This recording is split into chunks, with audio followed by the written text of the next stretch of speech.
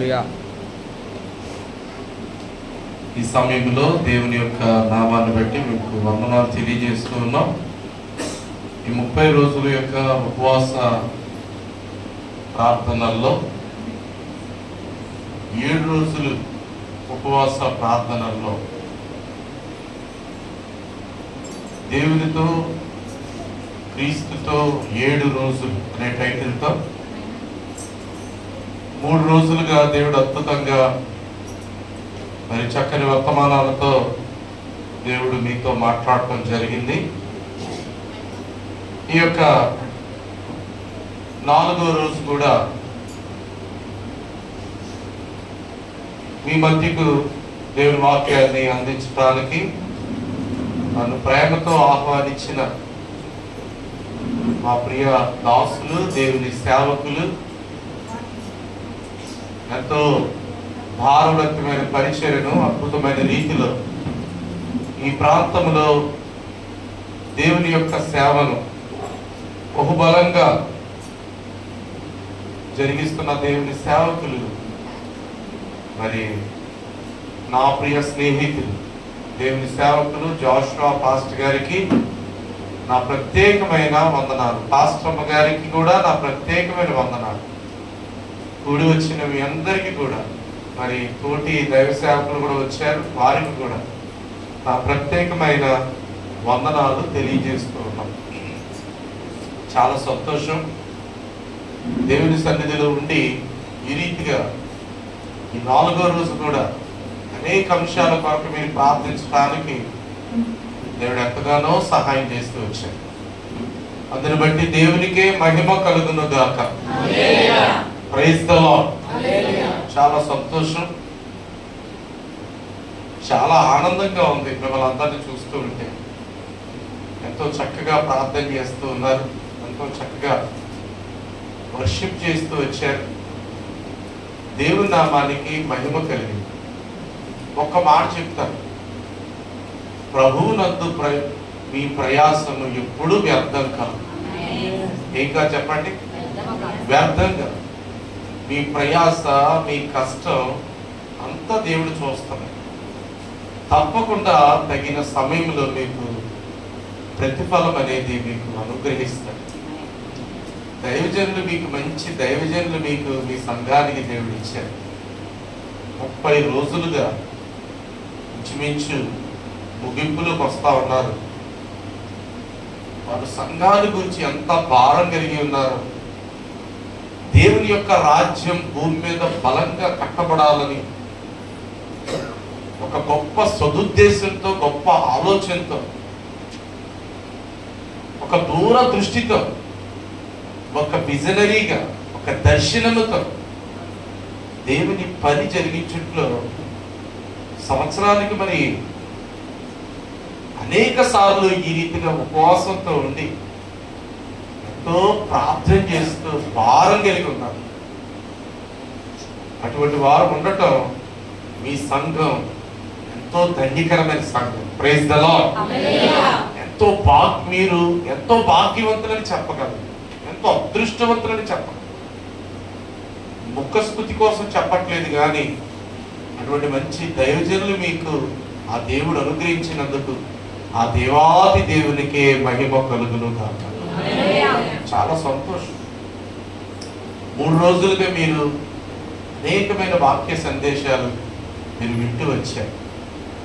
ఈ 4వ రోజు కూడా మరి ఈ దీన సేవకుని ద్వారా దేవుడు తన ఆత్మ చేత మీతో మాట్లాడాలని నేను వచ్చేటప్పుడు నేను దేవుని సన్నిధిలో ఉండి ప్రార్థించుకొని మీ దగ్గరికి నేను వచ్చాను. ఏం చెప్పాలి అని నేను దేవుని సన్నిధిలో ప్రార్థించినప్పుడు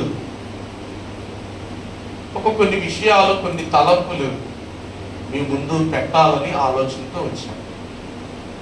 కనుక మీరు కొద్దిసేపు వాక్యం మీద మీ మనస్సు నిమగ్నం చేసి దయచేసి శ్రద్ధగా కొద్దిసేపు దేవుని మాటలు వినాలని ప్రేమతో మిమ్మల్ని కోరుతూ ఉన్నాను. బైబిల్ గ్రంథంలో 2 వచనాలు మీకు చూపిస్తాను. మొదట తర్వాత వాక్యంలోకి వెళ్తాను. చూడండి, మనందరికీ తెలిసిన వాక్య భాగం మత్తయి సువార్త 11వ అధ్యాయం. మత్తయి సువార్త 11వ అధ్యాయం 29వ వాక్యం ఎవరైనా చదవండి.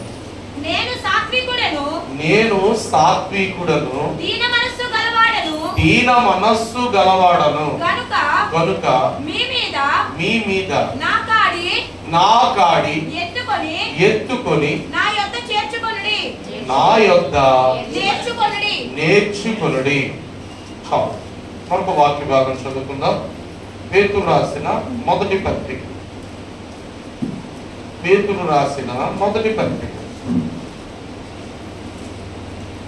2వ అధ్యాయం 21వ వచనం చదువు. క్రీస్తు కూడా మీ కొరకు బాధపడి మీరు తన అడుగు జాడల యందు నడుచుకొనున్నట్లు మీకు మాదిరి ఉంచిపోయెను. దేవుడు తన పరిశుద్ధ మాటలు మన వినికిడిలో దీవించి పరిశుద్ధాత్ముడు మనతో మాట్లాడును గాక. జాగ్రత్తగా మనం అబ్జర్వ్ చేసినట్లయితే ఈ లోకంలో మనకి ఎవరైనా మాదిరికరంగా ఉన్నారంటే వారి యొద్ద నుండి మనం ఏం చేసుకోగలమంటే చక్కగా నేర్చుకోగలం. మనకి ఎవరైనా రోల్ మోడల్గా ఉన్నారంటే వారి యొద్ద నుండి మనం చక్కగా వారి యొక్క జీవిత విషయాలు మనం చక్కగా నేర్చుకోగలం. వారి యొక్క జీవితం, వారి ప్రవర్తన, వారి నడవడి, వారి మాట, వారి ఆలోచన విధానం, వారి యొక్క కార్యాచరణ మనం చూసి చక్కగా వారిని ఫాలో అవ్వగలం. ఈనాడు ఈ భూప్రపంచంలో, ఈనాడు మానవ జీవితంలో, సమాజంలో యవనస్తులు ముఖ్యంగా లోకంలో ఉన్న వ్యక్తులందరినీ చూస్తున్నారు. చాలా మందిని చూస్తున్నారు. సోషల్ మీడియా వచ్చేసింది. ఇప్పుడు అందరి చేతిలో స్మార్ట్ ఫోన్ ఉంది, అన్నీ చూస్తున్నారు. అయితే దేన్ని ఫాలో అప్ అవుతున్నారు, దేన్ని నేర్చుకుంటున్నారు, ఎవరిని చూసి ఏమి నేర్చుకుంటున్నారు అనేది ఈనాడు చాలా మందికి అర్థం కావట్లేదు. అన్నీ మంచి అనుకుంటున్నారు, అన్నీ ఒకేలాగా ఉన్నాయి అనుకుంటున్నారు. జీవితానికి ఎంతో ఉపయోగపడుతుంది అని చాలా రీతులుగా ఆలోచించి నిర్ణయాలు తీసుకొని వాటి వెనకాల పరుగు పెడతా ఉన్నారు. జాగ్రత్తగా వినండి. ఈ లోకములో మనకు మాదిరికరమైన వ్యక్తి ఎవరైనా ఉన్నారంటే వారే మన ప్రభు అయిన యేసుక్రీస్తు. ఎవరు చెప్పండి? మన ప్రభు అయిన యేసుక్రీస్తు. ఏమన్నాడు? నా యొద్ద నేర్చుకుని నా మాదిరిని మీరు అనుసరించండి. ఆయన యొద్ద మనం ఏం చేసుకోవాలి? నేర్చుకోవాలి. ఆయన మాదిరిని మనం అనుసరించాలి. ఈరోజు ఈ రాత్రి నేను చెప్పే టాపిక్, ఆయన యొద్ద మనం నేర్చుకొని ఆయనను మనం ఏం చేయాలి చెప్పండి? అనుసరించాలి. ఆయన మాదిరిని మనం అనుసరించాలి. దేవుని యొద్ద నేర్చుకొని ఆయన మాదిరిని భూమి మీద విశ్వాసులంగా, దేవుని పిల్లలంగా మనం అనుకరించాలి. ఆయనలో నుండి ఒక 4 సంగతులు ఈ రాత్రి మీకు తెలియజేస్తాను. ఒక 4 సంగతులు. ఆ 4 సంగతులు ఈ రాత్రి మనం నేర్చుకొని వాటిని మన జీవితంలో అనుకరించటానికి మనం మన జీవితంలో ఫాలో అవటానికి, వెంబడించటానికి మనం సిద్ధపడదాం. చాలా మంది వ్యక్తుల్ని చూస్తారు, వారిని అనుకరిస్తారు. సినిమా హీరోల్ని, సినిమా హీరోయిన్ని, రాజకీయ నాయకుల్ని, ఇంకా రకరకాల మనుషుల్ని, సెలబ్రిటీస్ని చూచి నేర్చుకొని వారి వెనకాల వారు ఏం చేస్తూ ఉంటారంటే అనుసరిస్తూ నష్టపోయిన వాడు ఉన్నారు. కానీ ఈ రాత్రి మన ప్రభు అయిన యేసుక్రీస్తు వారి యొద్ద నుండి నేర్చుకొని అనుసరించేవారు ఎప్పటికీ కూడా నష్టపోరు. నమ్మిన వారి దేవుని స్తోత్రం చెప్పండి. ఏమో చెప్పండి. ఒకరోజు ఒక పాస్టర్ గారి దగ్గరికి ఒక యవనస్తుడు వచ్చాడు, ప్రార్థన చేయించుకోవడానికి వచ్చాడు. ఆయన యొక్క వస్త్రధారణ ఎలా ఉందంటే ప్యాంట్ అంతా చిరిగిపోయింది, మొత్తం ఏమైపోయింది చెప్పండి, ప్యాంట్ ఎక్కడ చిరిగిపోయింది, ఈ మోకాల దగ్గర చిరిగిపోయింది, కింద చిరిగిపోయింది. ఈ పాస్టర్ గారి పాపం ప్రార్థన చేయకముందు నీకోసం ప్రార్థన చేస్తాను, మంచిదే బాబు, నీ ప్యాంట్ ఏంటయ్యా ఇలా చిరిగిపోయింది, మంచి ప్యాంటు కొనుక్కొని వేసుకోవచ్చు కదా అంటే ఏమన్నాడంటే ఎయిర్ ఫ్రీ అన్నాడంట. ఏమన్నాడు? ఎయిర్ ఫ్రీ అంటే గాలి బాగా వస్తుంది. ఈ పాస్టర్ గారికి ఎంత కోపం వచ్చిందో ఆ ప్యాంటు కూడా తీసే ఆల్ ఫ్రీ అన్నాడంట.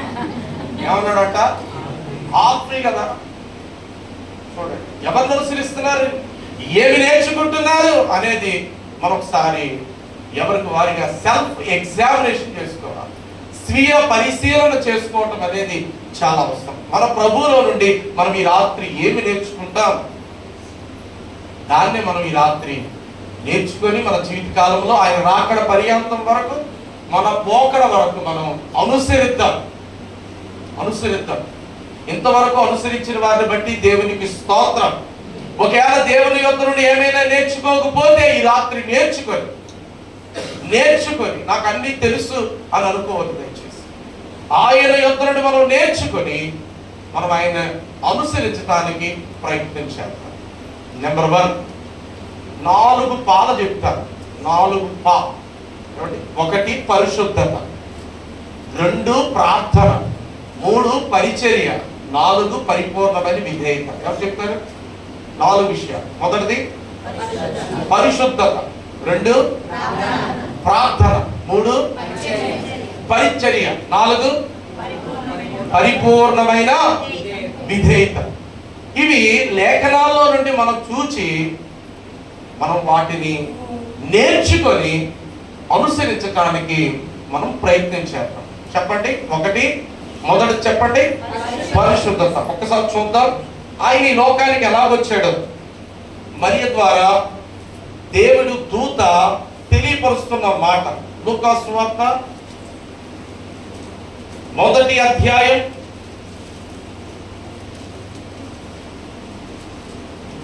1 యోసేపుతో చెప్తున్న మాట. ఆ మాటను మనం గమనించి ఒకసారి చూద్దాం. 1వ అధ్యాయం 35వ వచనం. దూత పరిశుద్ధాత్మ నీ మీదకి వచ్చును, సర్వోన్నత శక్తి నిన్ను కమ్ముకొనును గనుక పుట్టబోవు శిశువు పరిశుద్ధుడై దేవుని కుమారుడు అనబడును. పుట్టబోవు శిశువు ఎవరు చెప్పండి? దేవుని కుమారుడు అనబడును, పరిశుద్ధుడు. Praise the lord. పుట్టబోవు శిశువు ఎవరి శిశువు? ప్రభు అయిన యేసుక్రీస్తు. సర్వమానవాడి లోకములో పాపములో జీవిస్తూ ఉన్నారు. పాపములకు అలవాటు పడిపోయి పాపముల చేత అపరాధముల చేత నిత్య నరకానికి, నాశనానికి, మరణానికి పాత్రులవుతూ ఉన్న మానవులందరినీ యేసుక్రీస్తు ప్రభు పరిశుద్ధులుగా చేయాలని ఆయన ఈ లోకానికి పరిశుద్ధుడుగా ఒక కన్యక ద్వారా ఆయన భూమి మీద ఉద్భవించాడు. ఆయన ఈ లోకంలో ఒక పరిశుద్ధుడుగా జన్మించాడు. అయితే ఆయన జీవించిన కాలం 33.5 సంవత్సరాలు. 3.5 సంవత్సరాల కాలంలో ఆయన జీవించిన విధానం ఒక్కసారి గాని గమనిస్తే అపోస్తల కార్యాలు 3వ అధ్యాయం 14వ వచనంలో పేతురు ఇలా అంటాడు, మీరు పరిశుద్ధుడైన నీతివంతుడైన వారిని మీరు ఏం చేశారు? నిరాకరించారు. ఆయన మీ మధ్య ఎలా ఉన్నాడు? పరిశుద్ధుడైన ప్రభువుగా ఉన్నారు. అయితే ఆ నీతిమంతుడైన ఆ ప్రభువుని మీరు నిరాకరించి సిలువకు అప్పగించారని చెప్తాడు. అంటే దీని అర్థం ఆయన పరిశుద్ధుడిగా పుట్టడమే కాదు, పరిశుద్ధుడుగా జీవిస్తూ వచ్చాడు. Praise the Lord. ఎలా జీవిస్తూ వచ్చాడు? పరిశుద్ధుడిగా జీవిస్తూ వచ్చాడు. అయితే ఆ 4 మాటలు ఆయన కనబడతాయి. ఆయన పాపము లేనివాడు, పాపము చెయ్యనివాడు, పాపము ఎరగనివాడు, పాపులలో చేరనివాడు. చెప్పండి. Very good. పాపము లేనివాడు, పాపము చెయ్యనివాడు, పాపము ఎరగనివాడు, పాపులలో చేరనివాడు, పరిశుద్ధుడైన యేసుక్రీస్తు ప్రభు పాపి అయిన మనుషుల కొరకు తన ప్రాణం పెట్టాడు. యేసుక్రీస్తు ప్రభు యొక్క రక్తం ప్రతి ఒక్క మానవుణ్ణి, ప్రతి పాపిని ఏం చేస్తుందంటే పరిశుద్ధునిగా చేస్తుంది. యేసు రక్తము ప్రతి పాపము నుండి మనలను కడిగి పవిత్రులుగా చేయును. ఒక మాట చెప్తాను, యేసుక్రీస్తు ప్రభు ఏం చేస్తాడు తెలుసా? పాపిని ప్రేమిస్తాడు కానీ పాపాన్ని ఏం చేస్తాడు? ఆయన ద్వేషిస్తాడు. చెప్పండి, పాపిని ఏం చేస్తాడు? ఆయన ప్రేమిస్తాడు, పాపాన్ని ఏం చేస్తాడు? ఆయన ద్వేషిస్తాడు. అయితే ఈ పరిశుద్ధుడైన ప్రభువు మన యొద్ద, ఆయన యొద్ద నుండి మనం నేర్చుకునేది ఏంటంటే పరిశుద్ధతే. ఏం చెప్పండి? పరిశుద్ధతే. అందుకే భక్త పేతురు భక్త కోటికి ఏం చెప్పాడు తెలుసా? పేతురు రాసిన మొదటి పత్రిక చదవండి, మొదటి అధ్యాయం 14వ వచనంలో ఏమన్నాడు ఒకసారి చూద్దాం. మొదటి పేతురు పత్రిక మొదటి అధ్యాయం 14వ వచనం. నేను పరిశుద్ధుడై ఉన్నాను గనుక మీరును పరిశుద్ధులై ఉండుడని రాయబడి ఉన్నదని. చాలు చాలు. నేను ఎలా ఉన్నాను? పరిశుద్ధుడై ఉన్నాను. మీరు ఎలా ఉండాలి? పరిశుద్ధులై ఉండాలని దేవుని వాక్యం స్పష్టంగా జ్ఞాపకం చేయబడతా ఉంది. కనుక దేవుడు పరిశుద్ధుడు, మనం ఎలా ఉండాలంట? పరిశుద్ధులుగా ఉండాలంట. మరి విశేషంగా దేవుని వాక్యం సెలవిస్తా ఉంది మొదటి దశలోనిక 4:7 పరిశుద్ధులుగా ఉండుటకే దేవుడు మనల్ని ఏం చేశాడు? పిలిచాడు. దేని కొరకు పిలిచాడు మనల్ని?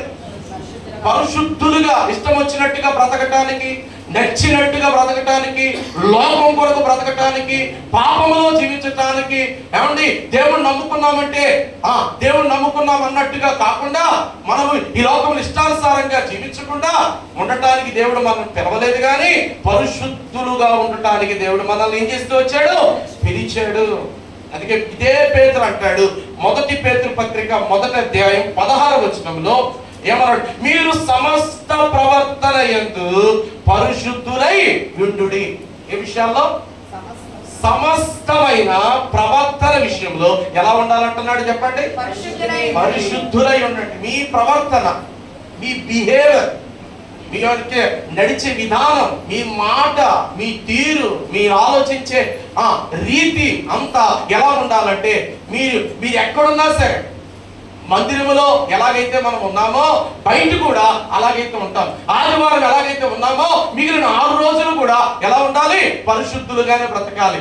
ఒంటరిగా ఉన్నా 10 మందిలో ఉన్నా ఎలా ఉంటాడంటే క్రైస్తవుడు పరిశుద్ధంగానే బ్రతుకుతాడు. మరి దేవునికి స్తోత్రం చెప్పండి. ఈ రాత్రి దేవుని యొద్ద నుండి నేర్చుకునేది ఏంటంటే మనము ఆయనలో నుండి పరిశుద్ధత నేర్చుకొని ఆ పరిశుద్ధతను మనము ఏం చేయాలంటే అనుసరించాలి. ఆయన అడుగు జాడలలో మనము నడవటానికి మనం ఏం చేయాలంటే ప్రయత్నము చేయాలి. మనం పాపాన్ని అసహించుకోవాలి, మన పాపాన్ని ద్వేషించాలి. పాపపు ఆశలు, లోకపు ఆశలు మన లోనికి వచ్చిన వాటిని మనము దేవుని యొక్క పునరుత్థాన బలమును బట్టి జయించాలి. మనం జయించాలి మనం. అందుకే ఈ 7 రోజులు దేవుని సేవకులు ఈ ప్రార్థనలో పెట్టారు. కనుక ప్రభు యోధులను మనం నేర్చుకునేది ఏంటంటే పరిశుద్ధత. ఆ పరిశుద్ధతను మనం ఏం చేయాలి? మన జీవితంలో అనుసరించాలి. త్వరగా వెళ్ళిపోతున్నాను. రెండోది ప్రార్థన. ఏం చెప్పండి? ప్రార్థన. రెండోది ప్రార్థన. చదువుదాం. హెబ్రీ పత్రిక 5వ అధ్యాయం. హెబ్రీ పత్రిక 5వ అధ్యాయం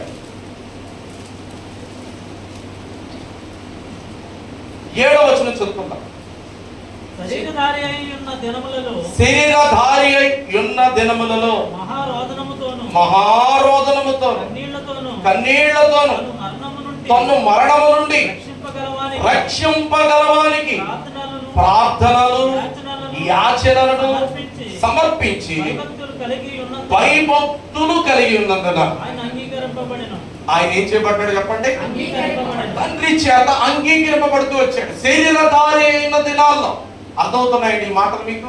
ఒక్కసారి అర్థమవుతున్న వారందరూ దేవునికి స్తోత్రం చెప్పండి. చాలా సంతోషం. శరీరధారి అయి ఉన్న దినాల్లో ఆయన చేసిన పని ఏంటి అంటే మహారోదనముతో, 2 కన్నీళ్లతో, 3 తను మరణము నుండి రక్షింపగలవానికి ప్రార్థనలను యాచనలను సమర్పించి ఆయన ఏం చేయబడుతూ వచ్చాడు, అంగీకరింపబడుతూ వచ్చాడు. అయితే రెండోది మనం ఆయన యొద్ద నుండి మనం ఏమి నేర్చుకుంటున్నామంటే ప్రార్థన. యేసుక్రీస్తు ప్రభు ప్రార్థన నేర్పించాడు. ప్రార్థన ఎలా చేయాలో నేర్పించాడు శిష్యులకు. ఆయన కూడా ప్రార్థన చేస్తూ వచ్చాడు. ఏం చేస్తూ వచ్చాడు, ప్రార్థన చేస్తూ వచ్చాడు. మీరు రాసుకోండి, ఇంటికెళ్ళి చదువుకోండి. లూకా సువార్త 22:39లో వాడుకు చొప్పున ప్రార్థన చేశాడు. ఎలా చెప్పండి? వాడుకంటే ఏంటి అర్థం? వాడుకంటే ఏంటమ్మా? అలవాటు ప్రకారంగా అదే రీతిగా మానకుండా ఏం చేస్తూ వచ్చాడు, ఆయన ప్రార్థన చేస్తూ వచ్చాడు. వాడుకు చొప్పున తాను ప్రార్థన చేస్తూ వచ్చాడు. అంతేకాదు ఆయన చేసిన ప్రార్థన విధానం ఎలాగుంటుందంటే మత్తయి సువార్త 14:23లో ప్రార్థన చేయుటకు ఏకాంతముగా కొండకు వెళ్ళాడట. ఏం చేశాడట? ప్రార్థన చేయడానికి ఏకాంతముగా వెళ్ళాడు. అంతేకాదు ప్రార్థన చేసే విధానం ఎలాగుందంటే మార్కు సువార్త 1వ అధ్యాయం 35వ వచనంలో ఆయన పెందల కాడనే లేచి ఇంకనూ చీకటి ఉండగానే బయలుదేరి అరణ్య ప్రదేశములకు వెళ్ళి ఏం చేస్తూ వచ్చాడు, ప్రార్థన చేస్తూ వచ్చాడు. అంతేకాదు ఒలీవల కొండ దగ్గరికి రాత్రంతా వెళ్ళి ఏం చేస్తూ వచ్చాడంటే ప్రార్థన చేస్తూ వచ్చాడు. ఈరోజు ఆయన యొద్ద నుండి మనం నేర్చుకునేది ఏంటి అంటే ప్రార్థన. రెండోది ఏంటి చెప్పండి? ప్రార్థన. ఇక్కడే ఉన్నారు కదా, ప్రార్థన చేశాడు ఆయన.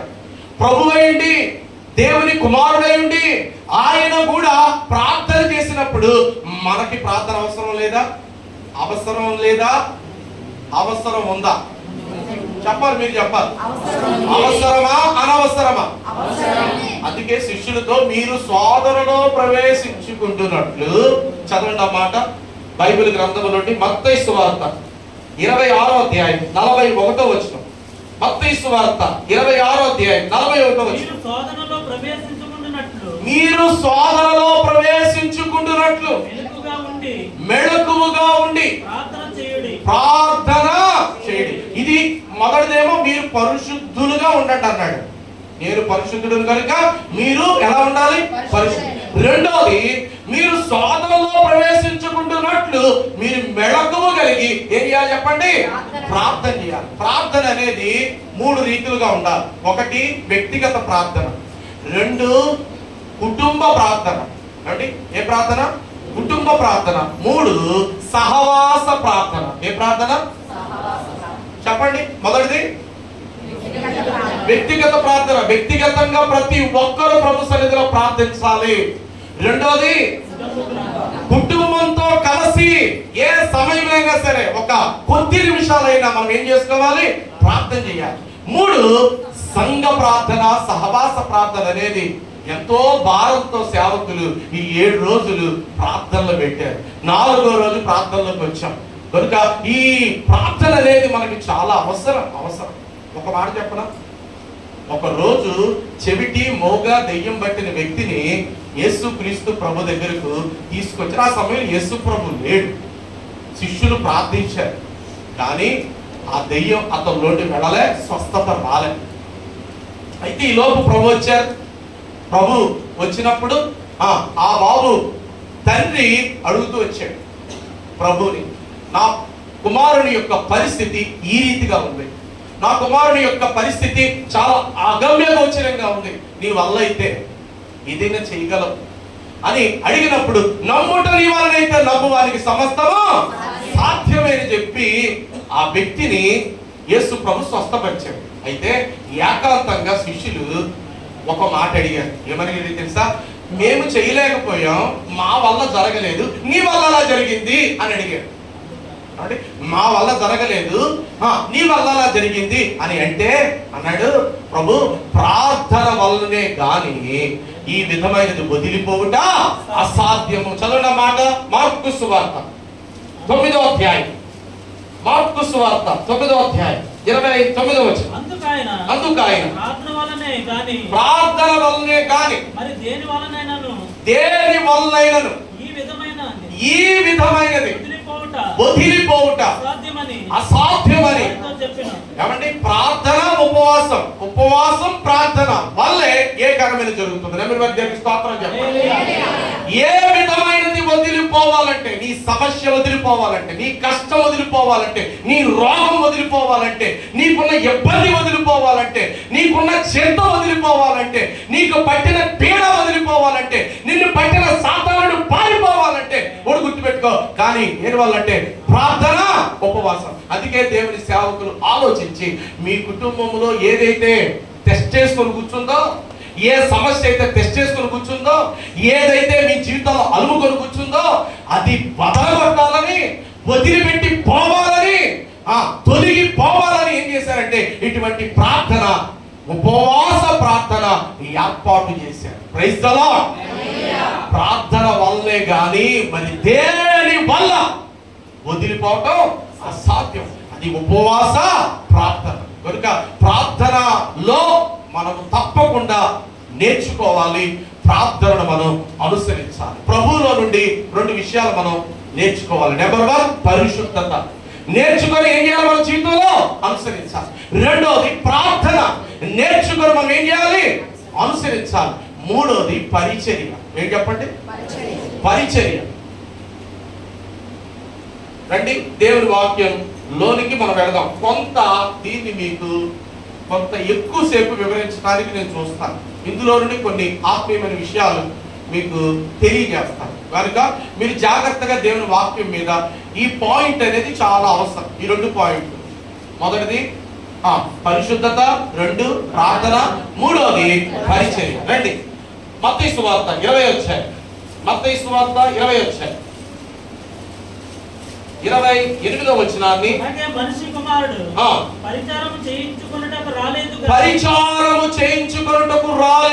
గాని పరిచారము చేయుటకును అనేకులకు ప్రతిగా విమోచన క్రయధనముగా తన ప్రాణమునిచ్చుటకును వచ్చెనని చెప్పెను. బాగా వినండి ఈ మాటలు మీరు.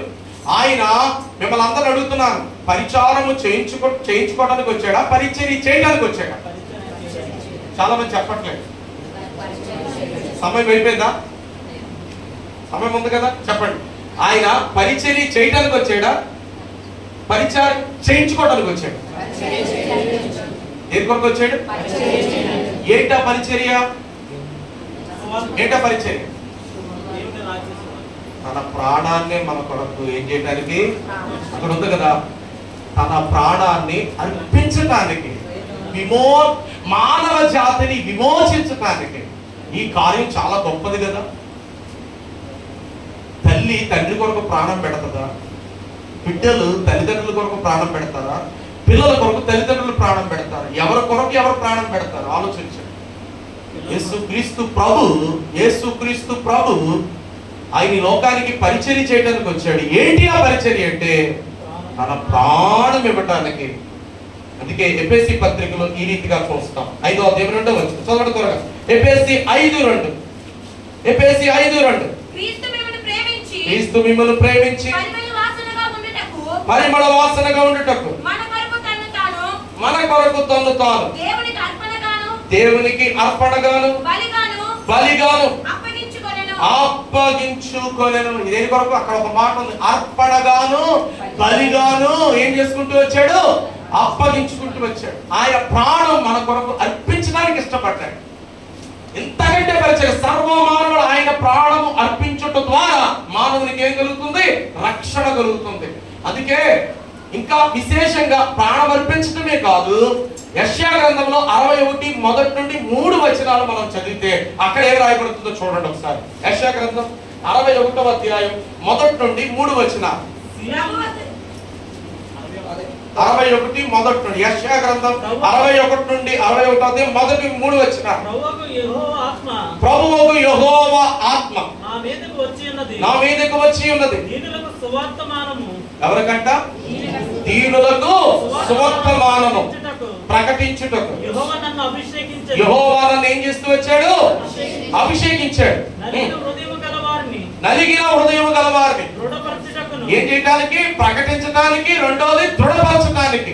చెరలో ఉన్న వారిని విడిపించడానికి. చూడండి, బంధింపబడిన వారిని విముక్తి ప్రకటించడానికి. యెహోవా హితవత్సరమును సంవత్సరమును మన దేవుని ప్రతిదండన దినమును ప్రకటించుటకును దుఃఖాక్రాంతులందరినీ ఓదార్చుటకును సియోనులో దుఃఖించు వారికి ఉల్లాస వస్త్రములను ధరింపజేయటానికి బూడిదకు ప్రతిగా భూదండను దుఃఖమునకు ప్రతిగా ఆనంద తైలమును భారభరితమైన ఆత్మకు ప్రతిగా స్తుతి వస్త్రమును వారికిచ్చుటకు ఆయన నన్ను పంపి ఉన్నాడు. చూడండి ఎంత లిస్ట్ ఇచ్చాడు. ఆయన భూమి మీదకి వచ్చింది దేనికంటే పరిచర్య చేయడానికి వచ్చాడు. ఈ ఒక్కవాడు గుర్తుపెట్టుకోండి, దేనికి వచ్చాడు? ఆయన పరిచర్య చేయడానికి వచ్చాడు. ఈ పరిచర్య ఒక విధంగా చెప్తే ఒక సేవకుడిగా పుట్టాడు ఆయన. మీరు ఇంటికెళ్ళి చదువుకోండి, అపోస్తులు 3:26 ఒక సేవకుడిగా పుట్టాడు. ఈ సేవకుడు నీతిమంతుడైన సేవకుడు అని యెషయా గ్రంథం 53:11 చదువుతాం. మత్తయి సువార్త 12:18 ఏర్పరచబడిన సేవకుడని చదువుతాం. అపోస్తలుల కార్యాలు 4:28 పరిశుద్ధమైన సేవకుడని చదువుతాం. కనుక ఈ సేవకుడిగా, ఈ పరిచారకుడిగా భూమి మీద ఆయన పుట్టాడు, ఆయన జీవించాడు. అయితే మనల్ని కోరేది ఏంటో తెలుసా? మనం కూడా ఏం చేయాలి? పరిచర్య చేయాలి. ఏం చేయాలి చెప్పండి? మనం కూడా ఏం చేయాలి చెప్పండి? ఆయన వల్లే పరిచర్య చేయాలి. ఏంటా పరిచర్య? ఈ రాత్రి 3 పరిచర్యలు చెప్తారు. 1 యుక్తమైన పరిచర్య, 2 ప్రీతికరమైన పరిచర్య, 3 ఇష్టమైన పరిచర్య. చెప్పండి, ఏ పరిచర్య? యుక్తమైన పరిచర్య. ఎక్కడుంది? తీయండి త్వరగా. రోమాపత్రిక 12వ అధ్యాయం 1వ వచనం. రోమాపత్రిక 12వ అధ్యాయం 1వ వచనం.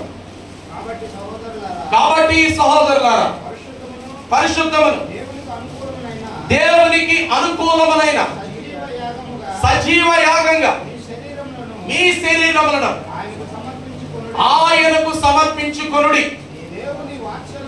దేవుని వాత్సల్యమును బట్టి భక్తుడైన పౌలు రోమా సంఘాన్ని బతిమాలుకుంటున్నాడు.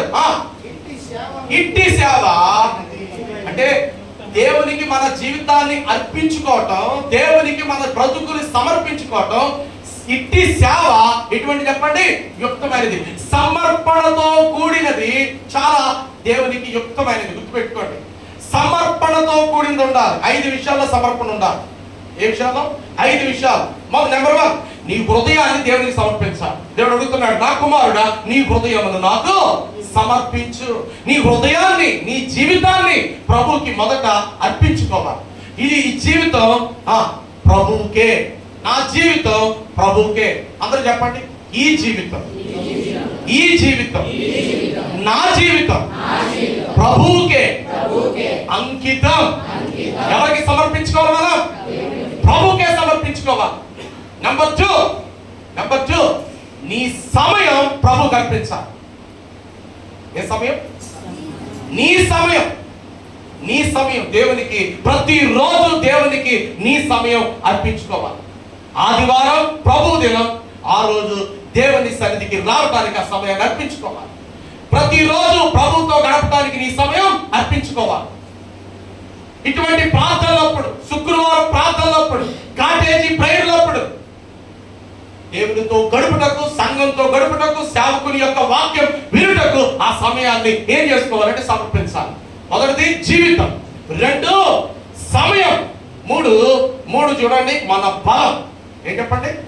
మన బలం ఏం చేయాలి? సమర్పించి. నీ యవన బలం, నీ జ్ఞానం దేవునికి అర్పించు. యవన కాలంలో ఉన్న బలం మరి ఏ కాలంలో కూడా ఉండదు. యవన కాలంలో కూడా తొట్టిల్లిపోయే అవకాశం ఉంటుంది. అయితే ఈ సమయంలో మన బలాన్ని ఎవరికి అర్పించాలి? దేవునికి సమర్పించుకో. లోకానికి కాదు, పాపానికి కాదు అర్పించుకునేది. నీ యవన బలం దేవునికి అర్పించాలి. 4వది నీ వరాలు, అంటే నీ టాలెంట్స్ దేవునికి అర్పించు, దేవునికి సమర్పించు. దేవుడు నీకంటూ ప్రతి ఒక్కరికి ఏదో ఒక వరం ఉంటుంది. నాకు ఏది చేత రాదండి, నాకు ఏది రాదండి, నాకు మాట్లాడటమే రాదండి, నాకు జ్ఞానం లేదండి. వ్యక్తివాడైన మోషేనే దేవుడు వాడుకున్నాడు. Praise the Lord. కాబట్టి గొర్రెలను కాసుకునే ఆమోసునే దేవుడు ఏం చేస్తున్నాడు? వాడుకున్నాడు. దేవుడు ఎవరినైనా వాడుకుంటాడు. అయితే ఆ వరం మనలో ఉన్నప్పుడు అది ప్రజ్వలింపబడాలి. ఏం చేయబడాలి? ప్రజ్వలింపబడాలి. దేవుని కొరకు ఆ వరాన్ని సమర్పించాలి. ఏం చేయాలి? సమర్పించాలి. 5, మన భాగాన్ని దేవునికి సమర్పించాలి. మన భాగాన్ని ఏం చేయాలి? దేవునికి సమర్పించాలి. మీరు ఒకసారి ఆలోచించండి. కానుకల్లో 3 రకాలు. 1 మొక్కుబడి కానుక, 2 కృతజ్ఞత కానుక, 3 దశమ భాగం. మిమ్మల్ని అందరిని అడుగుతున్నాను, ఈ యుక్తమైన సేవలో ఎవరు పాలుపంపులు పొందుతున్నారు? ఏంటి ఆ సేవ? సమర్పణతో కూడిన సేవ. 1 జీవితం, 2 బలం, 3 వరం, 4 సమయం, 5 కానుక. ఏం చేయాలి చెప్పండి? కానుకలు మీరు సమర్పించాలి. ఎంతమంది తక్కువలో ఉన్నప్పుడు ఇస్తారు, కానీ ఎక్కువలో ఉన్నప్పుడు మాత్రం దేవునికి సమర్పించాలి. నువ్వు హెచ్చించబడుతున్నప్పుడు, నువ్వు అభివృద్ధి చేయబడుతున్నప్పుడు నమ్మకంగా దేవుని మందిరపు నిధిలోనికి నీ అర్పణ తెచ్చి ఏం చేయాలి? అర్పించాలి, సమర్పించాలి. నీ భాగము దేవునికి అర్పించాలి. దేవుని భాగాన్ని మనం దొంగిలించకూడదు. మన భాగాన్ని దేవుని యొక్క మందిరపు నిధిలోకి తేవాలి. నీ కొరకు ప్రార్థిస్తున్నా, నీకు వాక్యం ప్రకటిస్తున్నా, నీ కొరకు అంగలారుస్తున్నా దైవజనుడు దాన్ని పొందుకోవాలి తప్ప ఇక వేరే వారికి కానీ వేరే దానికి కానీ ఆ భాగము చెందకూడదు. సతీష్ కుమార్కి పంపిస్తానండి, బాండ్కి పంపిస్తానండి, వీళ్ళకి పంపిస్తానండి, వాళ్ళు నీ పేరు పెట్టి ప్రార్థన చేయరు. నీ కొరకు, నీ ఆత్మీయ క్షేమాభివృద్ధి కొరకు ఆలోచించరు. నీ ఇంటికి వచ్చి అడుగు పెట్టి నీ కష్టాల్లో, నీ నష్టాల్లో, నీ బాధల్లో, నీ ఇబ్బందుల్లో, నీ కొరతల్లో, నీ కొలువుల్లో నీ వెంట ఉండి, నీతో నడిచి, నీతో పయనించి, నీ కొరకు పాటుపడిన సేవకుడు ఏమైపోతాడు? ఆలోచించండి, ఏమైపోతాడు? దేవునికి స్తోత్రం. మీరు అందరూ మంచోళ్ళని నేను అనుకుంటున్నాను. ఒకసారి దేవునికి స్తోత్రం చెప్పండి. మంచోళ్ళేనా? మీ భాగాన్ని నమ్మకంగా ప్రభుకు సమర్పిస్తున్నారా? మీ సేవకులకు అర్పిస్తున్నారా? అంటే ఈరోజు నేను వాక్యం చెప్పేసి వెళ్ళిపోయి నేను ఎక్కడైనా కనపడతాను అనుకోండి, మా ఇంటికి వచ్చి ప్రార్థన చేయండి పాస్టర్ గారు అని చెప్పి అయ్యగారికి ఇవ్వాల్సిన కానుక నాకు ఇవ్వకూడదు. కనీసం ఇంటికి కూడా కలవకూడదు. అర్థవుతుందా? ఇంటికి కూడా ఎక్కడైనా కనపడతా ఈపించండి అంతే తప్ప ఇంటికి పిలిచి ప్రార్థన చేయించుకొని మీకు ఇవ్వాల్సిన కానుక ఎప్పుడు. ఎందుకంటే మీకంటూ ఒక స్థానిక సేవకుడు ఉన్నాడు. Praise the Lord. ఎవరున్నారు చెప్పండి? స్థానిక సేవకుడు ఉన్నాడు. ఆ సేవకుడిని మీరు ఏం చేయాలండి? ప్రేమించాలి. ఆ సేవకుడే పాలు తాగవలసిన వ్యక్తి. ఆ సేవకుడే అర్హుడు మీ భాగానికి. ఎక్కడైతే నువ్వు రక్షించబడ్డావో, ఎక్కడైతే నువ్వు ఆత్మీయంగా బలపరచబడుతున్నావో అక్కడే నీ భాగాన్ని నమ్మకంగా ప్రభు కొరకు ఏం చేయాలి? అర్పించాలి. ఒక విషయం చెప్తాను, బాగా వినండి. కొన్ని అనుభవం. సమయం అయిపోతా ఉంది. ఒకరోజు నేను విశ్వాసిగా ఉన్నాను. ఒకరోజు మంచి వ్యాపారం చేసే దినాలు, విశ్వాసగా కొనసాగుతూ మంచి వ్యాపారం చేస్తున్నాను. మా పాస్టర్ గారు మందిరం కడుతున్నారు. ఏం చేస్తున్నారు? మా ఆత్మీయ తండ్రి మందిరం కడుతున్నాడు. చాలా పెద్ద మందిరం కడుతున్నాడు. స్లాబ్ వేసే టైం అది. ఏమండి, ఇక్కడ నుంచి అవాస్తవాలు చెప్పను, వాస్తవమే చెప్తున్నాను మిమ్మల్ని అందరూ పురుకప్పటానికి. ఏమండి, కడుతుంటే నా దగ్గర నా బీరువాలో ₹1,00,000 ఉంది. ఎంత ఉంది? మీరు అనుకుంటారా? ఎంత ఉంది చెప్పండి? ₹1,00,000 ఉంది. పాస్టర్ గారు ప్రార్థన చేస్తున్నారు. ఈ రీతిగా ఉపవాస ప్రార్థన పెట్టారు. ప్రార్థన చేస్తున్నారు ప్రార్థన. నాకు దేవుడు ప్రేరేపణించాడు. ఆ ₹1,00,000 తీసుకొని వెళ్ళి ఆ పాస్టర్ గారికి ఇచ్చాడు. ఏమన్నాడు? ఆ ₹1,00,000 తీసుకొని వెళ్ళి ఏం చేయమన్నాడు? ఆ పాస్టర్ గారికి ఇచ్చాడు. నాకు వెంటనే నా భార్యతో చెప్పాను. వెంటనే సమ్మతించింది. నాకు ఆ ₹1,00,000 తీసుకొని వెళ్ళి దేవుని మందిరం కట్టబడతా ఉంటే తీసుకొని వెళ్ళి ఆ సేవకుని చేతిలో పెట్టి, కవర్లో పెట్టి ప్రార్థన చేసుకుని వస్తాను. ప్రార్థన చేసుకుని వస్తాను.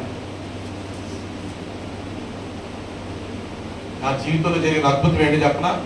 ₹1,00,000 నేను ఇచ్చాను. 6లో ప్రాంతంలో అంటే ఎంత సిటీలో 14 లక్షల రూపాయలు ఇల్లు దేవుడు నాకు ఇచ్చాడు. చెప్పండి, మరి మీ దేవుని సేవకుడు ప్రార్థనా గోపురం కడుతున్నాడే, మీరు అర్పించేవాళ్ళు, సమర్పించేవాళ్ళు ఎంతమంది? మీలో నుంచి ఇది ఉపవాస ప్రాంతాలు ఖచ్చితమైన తీర్మానం చేసుకోండి. దేవుని కొరకు ఇచ్చి నష్టపోయిన వాళ్ళు ఎవరు లేరు. దేవుని కొరకు ఒక సమర్పణతో ముందుకు రండి. దేవుడు మిమ్మల్ని రెండంతలుగా దీవిస్తాడు, 7 దీవిస్తాడు. మీ జీవితాల్లో ఘనమైన కార్యాలు చేస్తాడు. 14 లక్షల రూపాయలు ఇల్లు కొన్నాను. వెంకట సాయి నగర్ లో 3,70,000 రూపాయలు పెట్టి మందిరానికి స్థలం కొన్నాను. 14 లక్షల రూపాయలు ఇల్లు కాస్త 32 లక్షలకి అమ్మేశాను. ఎంత లాభం వచ్చింది? ఎంత వచ్చిందండి? 14 లక్షల ఇల్లు 32 లక్షలకు అమ్మేశాను. అది కూడా నా దేవునికి మందిరం కొరకు నేను జాగ్రత్త పెట్టాను. నేను చెప్తున్నా, నా మందిరం కొరకు వేరే ప్రాంతంలో సేవ ప్రారంభిస్తున్నాం. అక్కడ దేవుని మందిరం కట్టాలని నాకు దర్శనం ఉంది. అక్కడ కొనాలి ఒక పెద్ద స్థలం దేవుని మందిరం కొరకు. దేవుని ఘనత కొరకే చెప్తున్నాను ఈ విషయం. దేవుని యొక్క నామంలో చెప్తున్నాను. దేవుడు రాబోయే దినాల్లో కూడా ఆ కట్టబోయే ప్రార్థనా గోపురాన్ని కూడా దేవుడు కట్టించబోతున్నాడు. గట్టిగా చెప్పండి. Praise the Lord. అయితే హల్లెలూయా చెప్పారు కదా, మీరందరూ సమర్పణతో ముందుకు రావాలి. ఎంతమంది ఇప్పటి వరకు సమర్పించారు? ఎంతమంది త్యాగంతో ముందుకు వచ్చారు? ఇంకా రాకపోతే ముందుకు రండి. దేవుడు మిమ్మల్ని పట్టజాలని విస్తారమైన దీవెనలతో దీవించబోతున్నాడు, ఆశీర్వదించబోతున్నాడు. ముగింపులోకి వస్తాను. సమర్పణతో కూడిన సేవ. రెండవది ప్రీతికరమైన సేవ. ఏ సేవ చెప్పండి? ప్రీతికరమైన సేవ. ఇంకో 14 నిమిషాలు ఉంది నాకు సమయం. ఇంకో 14 నిమిషాలు ఉంది. ఈ 14 నిమిషాలు చెప్పండి. ప్రీతికరమైన సేవ అంటే వినయ భయభక్తులతో కూడిన సేవ. చదవండి ఒక్కసారి చూద్దాం. హెబ్రీ పత్రిక 12:28-29 వచ్చిన. హెబ్రీ పత్రిక 12:28-29 వచ్చిన. అందువలన మనము నిశ్చలమైన రాజ్యమును పొంది దైవ కృప కలిగి ఉందుము. ఆ కృప కలిగి వినయ భయభక్తులతో దేవునికి ఏ సేవ చేయాలంట? ప్రీతికరమైన సేవ చేయాలి. ప్రీతి. మీకు బిర్యానీ అంటే ప్రీతి, స్వీట్ అంటే ప్రీతి, అంటే ఎక్కడికైనా వెళ్ళాలంటే ప్రీతి, ఏదైనా చూడాలంటే ప్రీతి, విహారయాత్రకు వెళ్ళాలంటే ప్రీతి. దేవునికి ప్రీతికరమైన సేవ ఏంటంటే వినయ భయభక్తులతో కూడిన సేవే దేవునికి ప్రీతికరమైన. వినయంతో చేయాలంటే, వినయం అంటే దీని అర్థం దీనత్వంతో చేయాలి. ఎలా చేయాలంటే పరిచర్య దీనత్వంతో. మొదటి పరిచర్య సమర్పణతో. రెండో పరిచర్య ప్రీతికరమైన సేవలో భాగం ఏంటంటే వినయముతో భయభక్తులతో చేయాలి. ఎలా చేయాలి దేవుని పరిచర్య? వినయముతో భయభక్తులతో చేయాలి. మనము గర్వంతో చేయకూడదు, అహంకారంతో చేయకూడదు, వెర్రవీగే మనస్తత్వం చేయకూడదు, అన్ని నాకు తెలుసన్నట్టుగా చేయకూడదు. ఒదిగి చేయాలి. ఏమండి? ఒదిగి చేయాలి, దీనత్వంతో చేయాలి, భయభక్తులతో చేయాలి. అటువంటి సేవ దేవునికి ఎంతో ప్రీతికరమైన. మూడో సేవ ఇష్టమైన సేవ. ఏం చెప్పండి? ఇష్టమైన సేవ, పరిచర్య. చూడండి ఒకసారి చూడండి. ఇష్టపూర్వకంగా ఎఫెసీ పత్రిక 6వ అధ్యాయం 6-7 వచ్చిన చదవండి త్వరగా. ఇష్టంతో చేసే సేవ, ఇష్టంతో చేసే పరిచర్య. 6వ అధ్యాయం 6-7 వచ్చిన. మనుషులను సంతోషపెట్టువారు చేయనట్లు. చూడండి, మనుషుల్ని సంతోష పెట్టే పరిచర్య మనం చేయకూడదు. మనుషులకు కనబడేటట్టుగా మనం చేయకూడదు. గుర్తుపెట్టుకోండి, అందరికి కనబడేటట్టు కాదు. కనబడని పరిచర్యలు కూడా ఉన్నాయి. కనబడని పరిచర్య కూడా ఉంది. మరుగులు ఉండి చేసే పరిచర్య కూడా ఉంది. ఈ పరిచర్య కూడా సంఘం చేయాలి.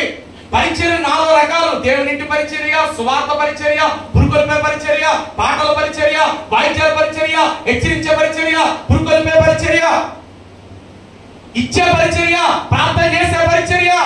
ఈ పరిచర్యలంతా కంటికి కనబడేటట్టు కాదు.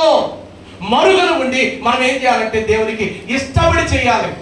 చదువునాను. క్రీస్తు దాసులమని మనం దేవుని ఎదుట తగ్గించుకొని దేవునికి దాసులంటమని ఎరిగి దేవుని చిత్తము మనపూర్వకంగా జరిగించు. దేవుని చిత్తమును మనపూర్వకంగా అంటే మనస్ఫూర్తిగా జరిగిస్తూ మనుషులకు చేసినట్టు కాక. ఎవరికి కాక? మీరు ఎవరి కోసం వస్తున్నారు ఇక్కడికి? పరిచర్య ఎవరి కోసం చేయాలి? దేవుని కోసం చేయాలి. మనుషుల కోసం కాకుండా ప్రభువునకు చేసినట్టే ఇష్టపూర్వకంగా ఏం చేయాలంట? ఎలా చేయాలి చెప్పండి? సేవ ఇష్టపూర్వకంగా, మనస్ఫూర్తిగా, దేవుని చిత్త ప్రకారంగా సేవ చేసినప్పుడు, పరిచయం చేసినప్పుడు మన ద్వారా దేవుని నామానికి ఏం కలుగుతుంది? మహిమ కలుగుతుంది. ఇప్పటికి ప్రభు యొద్ద నుండి నేర్చుకొని అనుసరించవలసిన 3 సంగతులు చెప్పాను. ముగింపులోకి వచ్చేసాం. మొదటిది పరిశుద్ధత, 2 ప్రార్థన, 3 పరిచర్య, 4 చదివేయండి. హెబ్రీ 5:8, హెబ్రీ 5:8, హెబ్రీ పత్రిక 5వ అధ్యాయం 8వ వచనం. అయిపోయింది. ఆయన కుమారుడై ఉండి తాను పొందిన శ్రమల వలన విధేయతను నేర్చుకొనెను. ఏమి నేర్చుకున్నాడట? శ్రమల్లో కూడా, కష్టాల్లో కూడా, ఇబ్బందుల్లో కూడా ఏం నేర్చుకున్నాడు? కొన్నిసార్లు అన్ని బాగున్నప్పుడు విధేయత ఉంటా. సంఘం అన్ని కలిసి వచ్చినప్పుడు, అన్ని బాగున్నప్పుడు, అంతా చక్కగా ఉన్నప్పుడు, చేతి నిండా డబ్బులు ఉన్నప్పుడు, ఆరోగ్యం బాగున్నప్పుడు దేవునికి, దేవుని సేవకులకి, దేవుని వాక్యానికి ఎంత విధేయత చూపిస్తామో శ్రమల వలన కూడా, శ్రమల్లో కూడా దేవునికి ఏం చూపించాలంటే మనం విధేయత కలిగి ఉండటం అనేది చాలా అవసరం. అందుకే ఫిలిప్పీ పత్రికలో 2వ అధ్యాయం 8వ వచనంలో శిలువ మరణము పొందునంతగా తండ్రికి ప్రభు ఏం చూపించాడు? విధేయత చూపించాడు. పరిపూర్ణమైన విధేయత, సంపూర్ణమైన విధేయత. నీ తల్లిదండ్రులకి విధేయత చూపు, నీ యజమానులకు విధేయత చూపు. అంతేకాదు నీ దైవ సేవకునికి కూడా ఏం చూపు? విధేయత చూపు. ఎప్పుడు వస్తుందో తెలుసా? ఎప్పుడైతే నువ్వు దేవునికి విధేయత చూపిస్తావో అప్పుడే ఇవన్నీ నీ జీవితంలోకి వస్తాయి. అవిధేయత అనేది ఉండదు. వల్ల ఏ పరిస్థితుల్లోనైనా సరే, అనుకూలత, అననుకూలత, శ్రమ, కష్టమ, ఏ పరిస్థితుల్లోనైనా దేవునికి విధేయత కలిగి మనం జీవిస్తాం.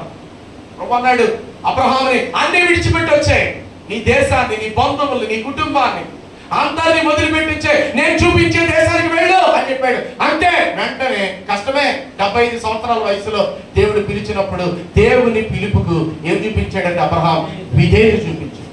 అందుకే దేవుడు అబ్రహామును బహుగా ఆశీర్వదించాడు.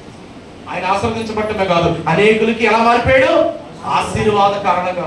ప్రభునందు ప్రియులారా, మనం కూడా ఆశీర్వదించబడి అనేకులకు ఆశీర్వాద కారణంగా మారాలంటే మనలో ఉండవలసింది పరిపూర్ణమైన విధేయత నేర్చుకోవాలి. చివరి మాట నేను చెప్పి ముగించేస్తాను. నేర్చుకోవటం అనేది చాలా సబ్జెక్ట్ ఉంది. నేర్చుకోవటం అనేది నా కాడి ఎత్తుకొని నా యొద్ద మీరు ఏం చేసుకోండి? నేర్చుకోండి అన్నాడు. మనం నేర్చుకోవద్దా? నేర్చుకోవద్దా చెప్పండి? నేర్చుకోవాలి. అందుకే బైబిల్ ఒక్క మాట చదువుకొని చూడండి. చివరి మాట అందరు తీయండి. యెషయా గ్రంథం 1వ అధ్యాయం 17వ వచనం. యెషయా గ్రంథం 1వ అధ్యాయం 17వ వచనం. కీడు చేయడం మానుడి, కీడు చేయటం మానుడి, మేలు చేయ నేర్చుకొనుడి. అందరూ చెప్పండి అర్థం. కీడు చేయుట మానుడి, మేలు చేయుట నేర్చుకొనుడి. ఏ మనిషికి కూడా మనం ఏం చేయకూడదు? కీడు చేయకూడదు. ఏం చేయాలి? మనం మేలు చేయటం నేర్చుకోవాలి. ఏం నేర్చుకోవాలి? మేలు చేయటం నేర్చుకోవాలి. బాగా అర్థం చేసుకోండి. దేవుని సంఘ సభ్యులుగా, ఒకవేళ పరిచారకునిగా, నీకొట్టు ఒక సేవకుడు ఉన్నాడు. అనేకుల్ని మనం రాబట్టాలి తప్ప పోగొట్టేవారిగా ఉండకూడదు. గుర్తుపెట్టుకోండి. అనేకులు ఏం చేయాలి? మనం అనేక ఆత్మలు మనం రాబట్టేవారిగా ఉండాలి కానీ పోగొట్టేవారిగా ఉండకూడదు. అనేకుల్ని బాగు చేసేవారిగా ఉండాలి కానీ పాడు చేసేవారిగా ఉండకూడదు. ఇదే మేలు చేయటం. మేలు చేయటం నేర్చుకోండి. కీడు చేయటం మాత్రం ఏ కోసాలో కూడా మనం ఉండకూడదు. అప్పుడు దేవుడు మన జీవితంలో మేలు చేయటానికి ముందుకు వస్తాడు. మిమ్మల్ని దీవించడం ప్రారంభిస్తాడు. యెహోవా ఆశీర్వాదం అది లెక్కేసుకోండి. ఎన్నటన్నిటికీ కూడా ఏం చెప్పండి? ఆశీర్వాదం. కనుక ముగించే ముందు ఈ 4 విషయాలు మీ మనసులో పెట్టుకోండి. మొదటిది పరిశుద్ధత నేర్చుకుందాం, అనుసరిద్దాం. 2 ప్రార్థన నేర్చుకుందాం, అనుసరిద్దాం. 3 పరిచర్యలో 3 భాగాలు. సమర్పణతో కూడిన పరిచర్య, ప్రీతితో చేసే పరిచర్య, 3 ఇష్టపడి చేసే పరిచర్య. చేసి దేవుని అనుసరిద్దాం. 4 పరిపూర్ణమైన విధేయత నేర్చుకుందాం, అనుసరిద్దాం. దయచేసి ఒక్క నిమిషం తలలో ఉంచండి. దిక్కులు చూడకండి, మనుషుల వైపు చూడకండి,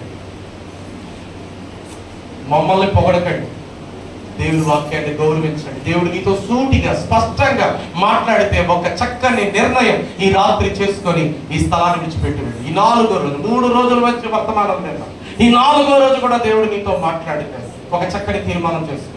అయ్యా మనోజ కుమారుడా, ప్రేమగల తండ్రి, పరిశుభ్రాలు స్తోత్రాలు చెల్లిస్తాం.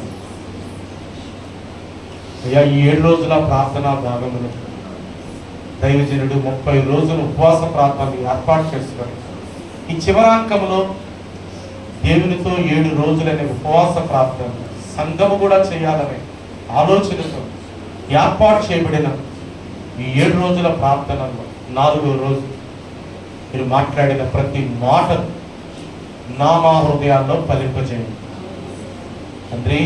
నీ యొద్ద మేము నేర్చుకొని నీ మాదిరిని మేము అనుసరించడానికి మాకు సహాయం చేయండి. పలుమార్లు తండ్రి ఎవరెవరినో మేము అనుసరించి నష్టపోయిన వారు ఈరోజు మాకు పరిశుద్ధత, ప్రార్థన, పరిచర్య, పరిపూర్ణమైన విధేయత నేర్పించారు. ఇంకా అనేకమైన విషయాలు ఉన్నాయి మా జీవితాల్లో. మేము వాటిని నేర్చుకొని మా జీవితకాలం అంతా మేము అనుసరించడానికి మాకు సహాయం చేయండి. అయ్యా నీ పిల్లలు ఎంతో ఆశతో అపేక్షతో నీ సన్నిధికి వచ్చి నీ వాక్యం వింటున్నారు. వారి జీవితాల్లో నీ మాటలు ఫలింపజేయండి. నీ గొప్ప కార్యాలు వారి పట్ల మీరు జరిగించండి. అయ్యా మా సొంత శక్తి చేతనైనను బలము చేతను కాదు కానీ నీ ఆత్మ చేతనే కార్యాలు జరుగుతాయని చెప్పారు కనుక నీ ఆత్మ చేత కార్యాలు జరిగించండి. యెహోవా జీరే కంపాక్షన్ మినిస్ట్రీస్ని మీరు ఆశీర్వదించండి. ఈ యొక్క ప్రాంతంలో నెలకొల్పబడి నీ పరిచర్య తండ్రి నీ రాకడ పర్యాంతం వరకు కొనసాగించండి. అనేక ఆత్మల్ని దీనిలో చేర్చండి. సంఘాన్ని ఆత్మీయ క్షేమాభివృద్ధులకు నడిపించండి. సేవకులు దేని కొరకైతే ప్రార్థిస్తున్నారో వారి ప్రార్థన వినండి. కట్టబోయే ప్రార్థన గోపురం విషయంలో గొప్ప కార్యాలు జరిగించండి. అయ్యా 3వ ఫ్లోర్ స్లాబ్ విషయంలో ఎంత ధనమైతే కావాలో వారు 5 లక్షలు అడుగుతున్నారు. అడిగిన దానికంటే ఊహించని దానికంటే అత్యధికముగా చేయగా శక్తి కలిగిన దేవుడు తండ్రి. నీకు అసాధ్యమైనది ఏదీ లేదు నాయన. నీ కార్యము జరిగించండి. అయ్యా నీ దాసుని యొక్క మనోభిష్టం తన హృదయ వాంఛ నెరవేర్చండి.